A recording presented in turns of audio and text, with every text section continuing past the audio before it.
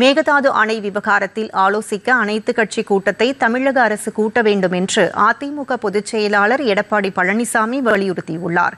சென்னையில் செய்தியாளர்களிடம் பேசிய அவர், காவிரி நதிநீர் விவகாரத்தில் தாவேக அரசு தெளிவான நடவடிக்கை எதையும் எடுக்கவில்லை என்று கூறினார்.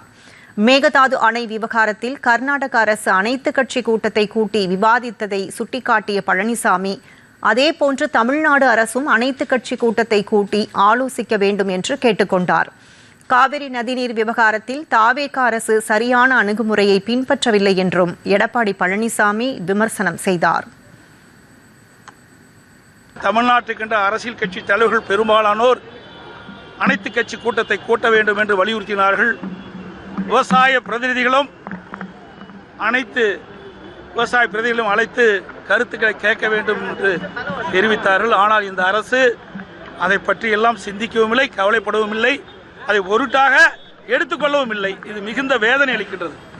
இதற்கு முன்பு இருந்த அனைத்து இந்திய அண்ணா திராவிட முன்னேற்ற கழக ஆட்சியிலும் சரி, திராவிட முன்னேற்ற கழக ஆட்சியாக இருந்தாலும் சரி, காவிரி நதி பிரச்சனையோ மேகதாது பிரச்சனையோ வருகின்ற பொழுது அனைத்து கட்சி தலைவர்களை கூட்டத்தை கூட்டி, விவசாய சங்க பிரதிநிதிகளுடைய கூட்டத்தை கூட்டி அவருடைய கருத்துக்களை கேட்டு சட்ட வல்லுநர் மூலமாக சட்ட ரீதியாக உச்சநீதிமன்றத்தில் சந்தித்து இன்றைக்கு காவிரி நதிநீர் பிரச்சனைக்கு ஒரு நிரந்தர தீர்வை அனைத்து இந்திய அண்ணா திராவிட முன்னேற்ற கழக ஆட்சியிலே நாங்கள் தீர்ப்பை பெற்றோம்.